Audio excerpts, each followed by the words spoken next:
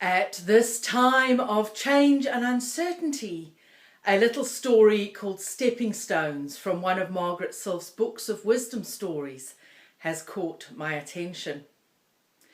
It goes like this. The woman of the woods, as she was known by the folk who lived nearby, had lived since time immemorial in her cosy little cottage by the river.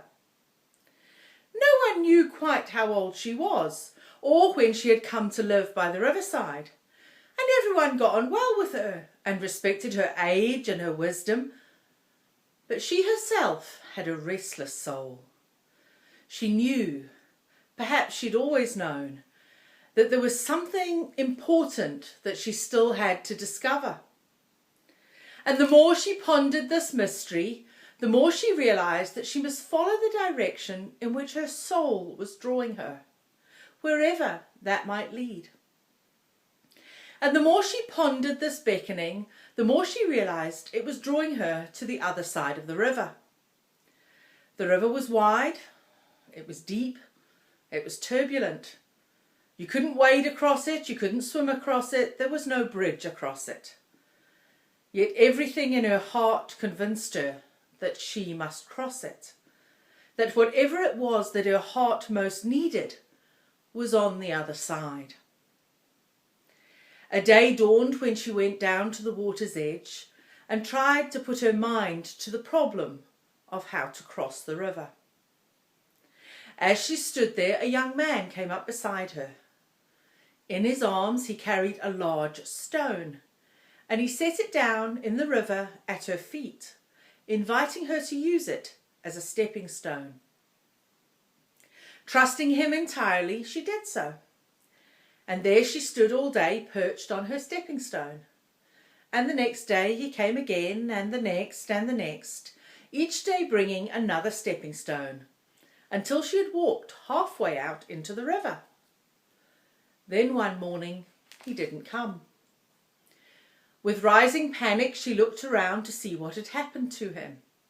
He was late that morning, and it was then that she saw for the first time where he was getting the stepping stones. He was systematically deconstructing her cosy cottage on the riverbank to create the means for her to cross the river. To embrace her future, she realised, she must relinquish the securities of her past.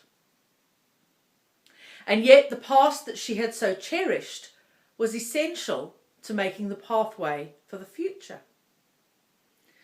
And so it happened that when she had come to terms with her loss, she was able to allow it to become the gateway to new possibilities. Trust sometimes means letting go and letting God, which isn't as easy as it sounds. But God calls us to trust and to step out in faith. In these last few months, so many of the things that we have taken for granted have changed. And as we now tentatively start to move out of lockdown and look at what we can begin to do again and how it might be different from what we had before, we need to have faith. Not blind faith, but faith built on all we have known before.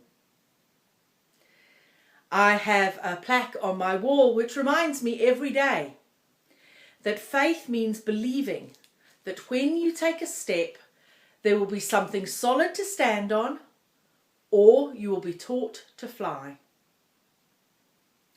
Well, it feels a bit sometimes just now like the ground on which we're standing or about to step onto.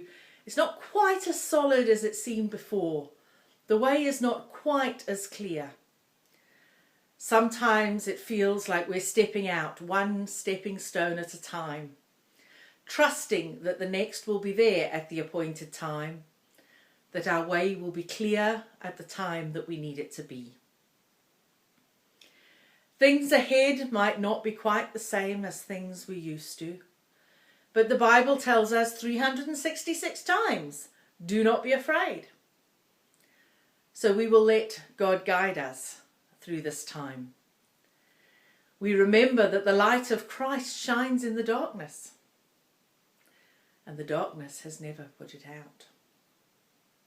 Let's sing our hymn. It's number 543, Christ be our light.